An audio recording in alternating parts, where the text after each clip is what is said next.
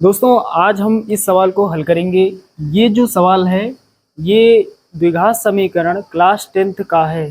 दोस्तों इस तरह का सवाल बोर्ड एग्जाम में अक्सर पूछा जाता है। बोर्ड एग्जाम में इस तरह का सवाल 6 नंबर के लिए पूछा जाता है। तो एक बार सवाल पढ़ते हैं, उसके बाद इसको हल करते हैं। बहुत ही आसान सवाल है। तो यहाँ पर लिखा है, दो वर्गों के क्षेत्रफलों का योगफल 157 मीटर स्क्वायर है। यदि इनके परिमापों का योगफल 68 मीटर हो तो दोनों वर्गों की भुजाएं ज्ञात कीजिए। तो यहाँ पर हमें दोनों वर्गों की अलग अलग भुजाएं बतानी है। तो चलिए दोस्तों हल करते हैं। तो सबसे पहले लिखेंगे हल। चलिए दोस्तों अब आगे हल करते हैं। हमें दोनों वर्गों की भुजाएं बतानी है। तो यहाँ पर दो वर्ग दिए गए हैं, तो यहाँ मान लेते हैं। यहाँ लिखेंगे माना पहले वर्ग की भुजा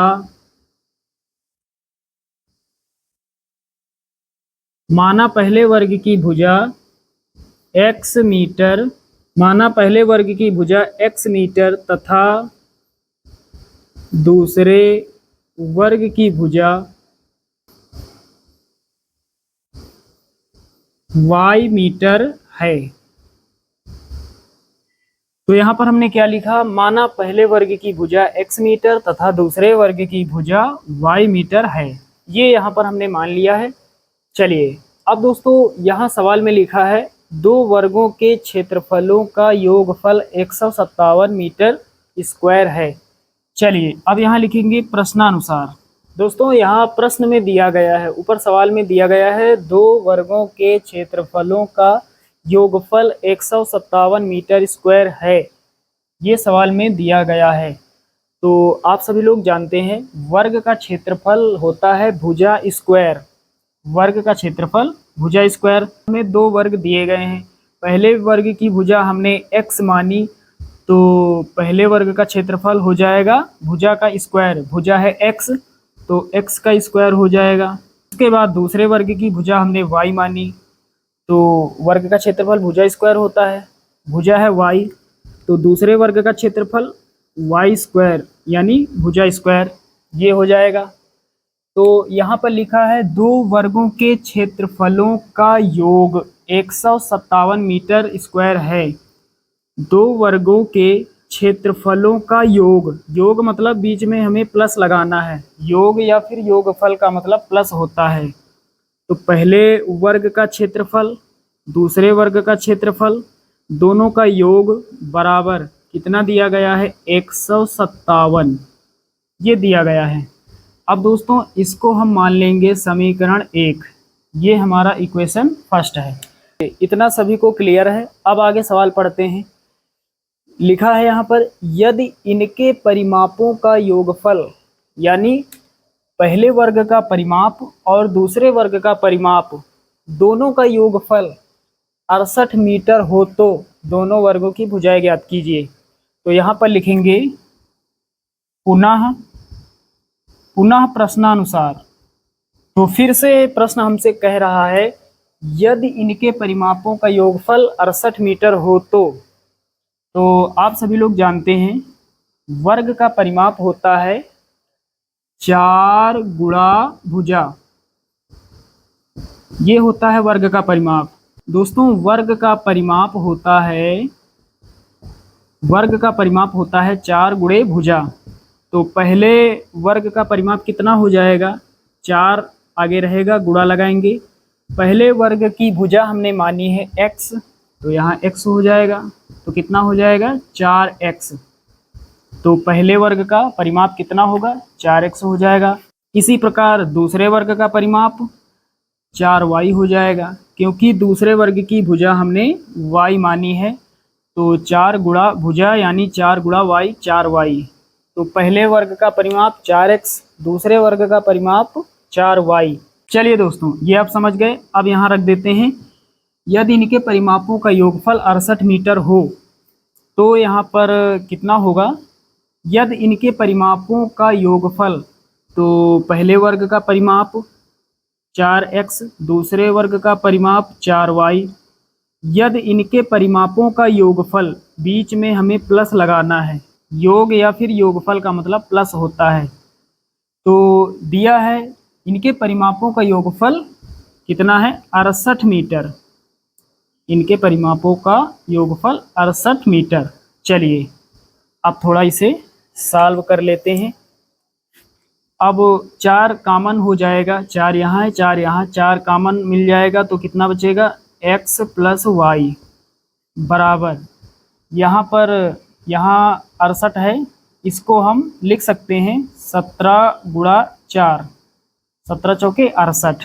तो इधर x प्लस वाई हो जाएगा, ये इधर गुणा कर रहा है, 4 इधर गुणा कर रहा है, बराबर की इस तरफ ये भाग करेगा यानी बटे में हो जाएगा, 17 गुणा 4, इसके बटे में ये वाला 4 हो जाएगा, तो 4 से 4 कट जाएगा।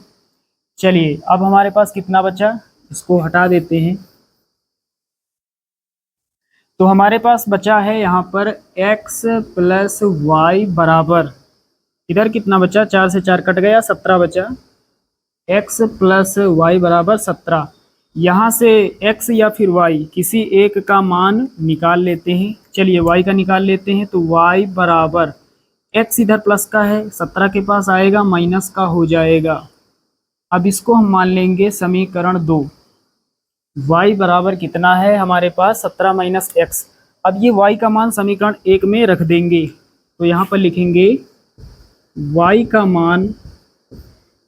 मान समीकरण 1 में रखने पर, चलिए y का मान समीकरण 1 में रख देते हैं। तो सबसे पहले समीकरण 1 लिख लेते हैं, x square plus y square बराबर 157।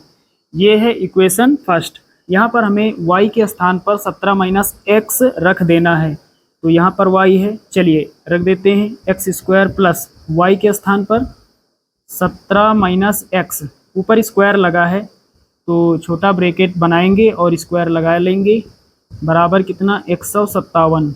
चलिए हल करते हैं, x square plus a minus b का होल स्क्वायर, a के स्थान पर 17 है तो 17 का स्क्वायर, a माइनस बी का whole square, a square plus b square, b के स्थान पर x है तो x का square, minus 2ab, 2 into a के स्थान पर 17 है इंटू b के स्थान पर x है, बराबर 157।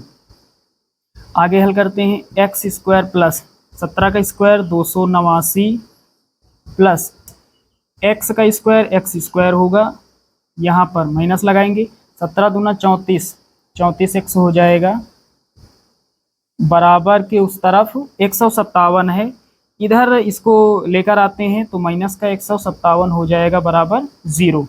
चलिए दोस्तों यहाँ तक आप सभी को अच्छे से समझ आ गया होगा। अब आगे हल करते हैं, प्लस का एक्स स्क्वायर यहाँ पर है, प्लस का एक्स स्क्वायर यहाँ पर है, यानी एक एक्स स्क्वायर ये है, एक एक्स स्क्वायर ये है, दोनों को जोड़ लेंगे तो कितना हो जाएगा, 2x स्क्वायर। उसके बाद माइनस का 34x, माइनस का 34x, उसके बाद प्लस का 289 है, माइनस का 157 है, प्लस वाली संख्या बड़ी है तो प्लस का साइन आगे रहेगा।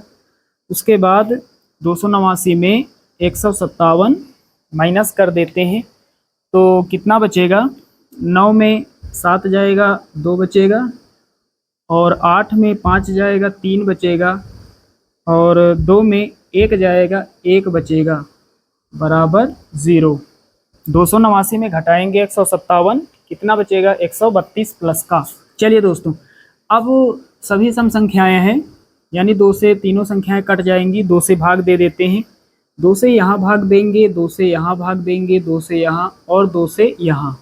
तो आपको अच्छे से समझ में आ जाए, इस तरह से हमने यहाँ पर भाग दे दिया, तो 2 से 2 कट जाएगा, यहाँ पर 2 से भाग देंगे तो 2 से भाग देने का मतलब आधा, 34 का आधा 17, और यहाँ पर 2 से काटेंगे तो 132 का आधा कितना हो जाएगा, 66 हो जाएगा, यानी 2 छके 12, 1 बचेगा 12, फिर से 2 छके 12, तो 66 आएगा। ऊपर 0 है, नीचे 2 से भाग देंगे तो पूरा 0 रहेगा। अब हमारे पास कितना बचेगा, x square minus 17x plus का 66 बराबर 0। फाइनली हमारे पास ये समीकरण बचेगा x square minus 17x plus 66 बराबर 0।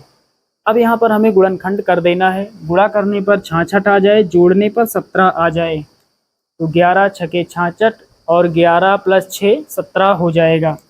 तो यहाँ पर इसे हल कर लेते हैं। X square minus 11x minus का 11x माइनस का 6x माइनस का 11x माइनस का 6x माइनस का 17x हो जाएगा, प्लस का 66 बराबर 0।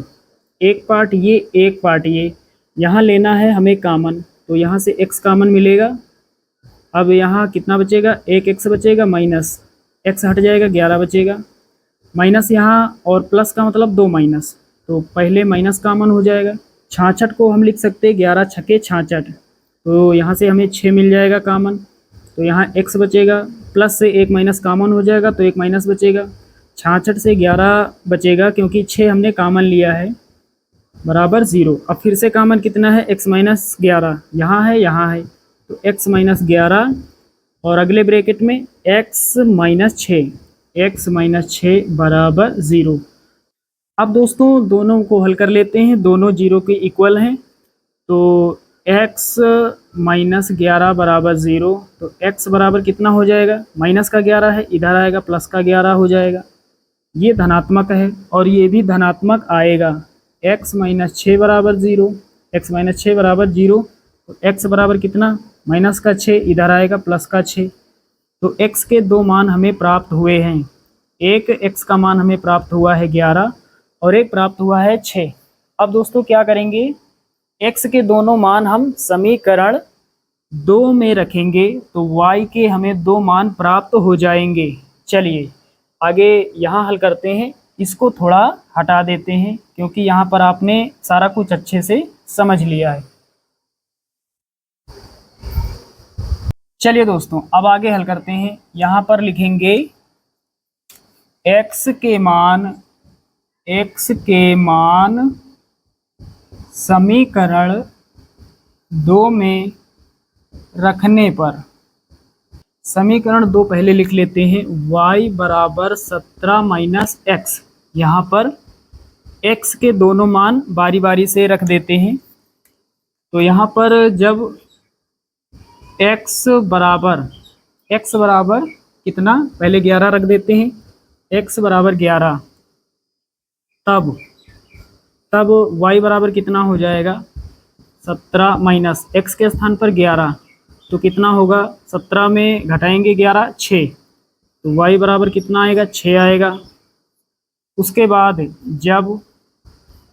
जब x बराबर, अब ये दूसरा मान रखेंगे x का, x बराबर कितना, 6, x बराबर 6 रखने पर तब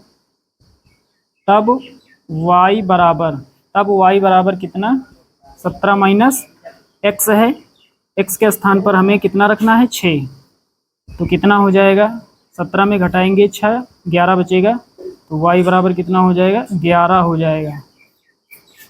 तो साथियों जब हमने x के दो अलग अलग मान रखे तो y के हमें अलग अलग 2 मान प्राप्त हुए। तो यहाँ पर लिखेंगे अतः पहले वर्ग की भुजा। तो पहले वर्ग की भुजा हमने x मानी, तो x का जब मान रखेंगे 11 तो भुजा हो जाएगी 11 मीटर।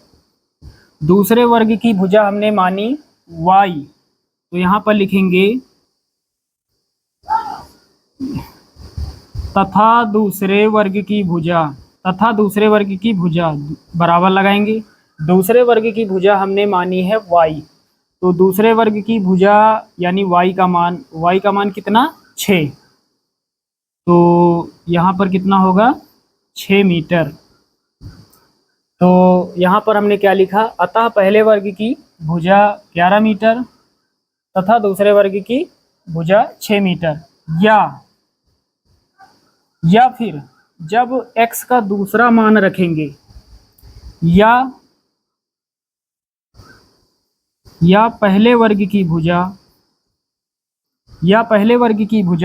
तो पहले वर्ग की भुजा हमने मानी है x, x का जब दूसरा मान रखेंगे तो दूसरा मान है 6, तो 6 मीटर तथा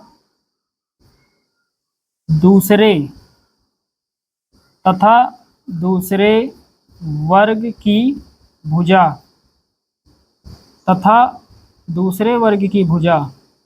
दूसरे वर्ग की भुजा हमने y मानी है, तो y वाला दूसरा मान रखेंगे कितना, 11 मीटर। तो साथियों ये आपको सवाल समझ में अच्छे से आ गया होगा। या तो पहले वर्ग की भुजा 11 मीटर तथा दूसरे वर्ग की भुजा 6 मीटर होगी, या फिर पहले वर्ग की भुजा 6 मीटर तथा दूसरे वर्ग की भुजा 11 मीटर होगी। तो साथियों उम्मीद करता हूँ कि यहाँ पर इस सवाल को आपने अच्छे से समझ लिया होगा। चलिए दोस्तों मिलते हैं अगले वीडियो में, तब तक के लिए जय हिंद।